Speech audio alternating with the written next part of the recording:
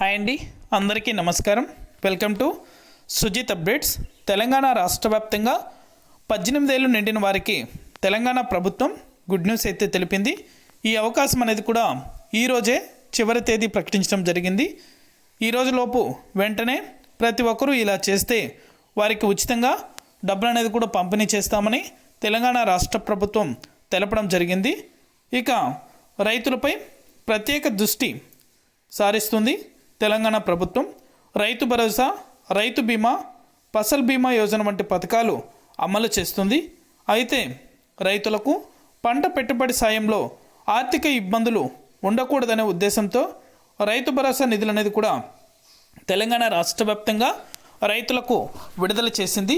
ఇక 18 ఏళ్ళ నుండి 59 సంవత్సరాల లోపల ఉన్నటువంటి రైతులందరికీ కూడా ఈ పథకం కింద ఒక్కొక్కరికి 10,000 రూపాయలు డబ్బులు అనేది కూడా తెలంగాణ రాష్ట్ర ప్రభుత్వం ఇవ్వబోతుంది.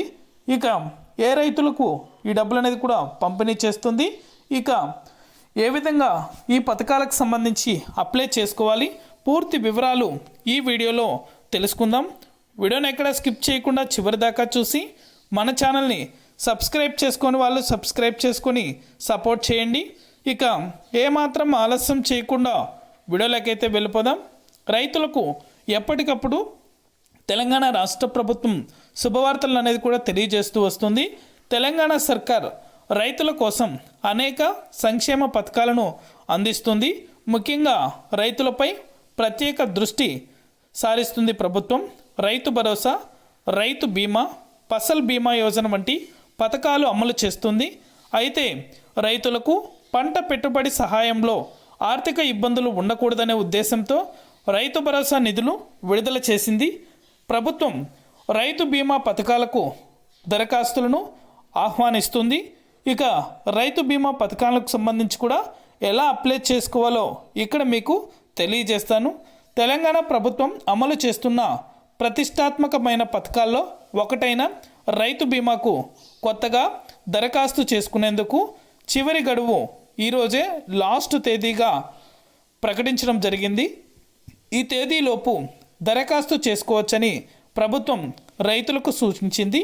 ఆగస్టు 13వ తేదీగా చివరి తేదీ అనేది కూడా తెలంగాణ రాష్ట్ర ప్రభుత్వం రైతులకు సూచించింది.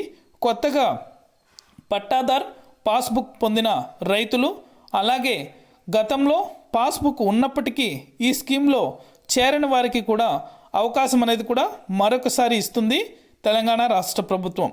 ఆగస్టు 13వ తేదీ వరకు దరఖాస్తు చేసుకోవచ్చని వ్యవసాయ శాఖ అధికారులు తెలిపారు. రాష్ట్రంలో దాదాపు 76 లక్షల మందికి పైగా పట్టాదార్ పాస్బుక్ ఉన్న రైతులు ఉన్నారని తెలిపింది. వెంటనే కూడా ఇది ఇలా ఉండగా ఈ రైతు బీమా పథకాన్ని ఆగస్టు 14, 2018లో ప్రారంభమైంది. ఈ పథకం కింద నమోదు చేసుకున్న రైతు దురదృష్టవశాత్తు మరణించినట్లయితే అతని కుటుంబానికి 5 లక్షల ఆర్థిక సహాయం అందుతుంది. ఇది సహజ మరణమైన, ప్రమాదవశాత్తు మరణమైన ఈ పథకం వర్తిస్తుంది. ఈ బీమా మొత్తాన్ని ప్రభుత్వం నేరుగా నామినీ బ్యాంకు ఖాతాలో జమ చేస్తుంది. అయితే ఈ పథకానికి దరఖాస్తు చేసుకునే రైతులు కొన్ని పత్రాలు సమర్పించవలసి ఉంటుందని గుర్తుంచుకోండి. రైతుల నుంచి ఎటువంటి ప్రీమియం వసూలు చేయకుండా తెలంగాణ ప్రభుత్వం స్వయంగా ఎల్ఐసికి ప్రీమియం చెల్లిస్తుంది. మొదటి సంవత్సరంలో ఒక్కో రైతుకు 2,271.50 చొప్పున ప్రీమియం చెల్లిస్తుంది. అయితే ప్రతి సంవత్సరం ఈ ప్రీమియం మొత్తం పెరుగుతూ వస్తుంది.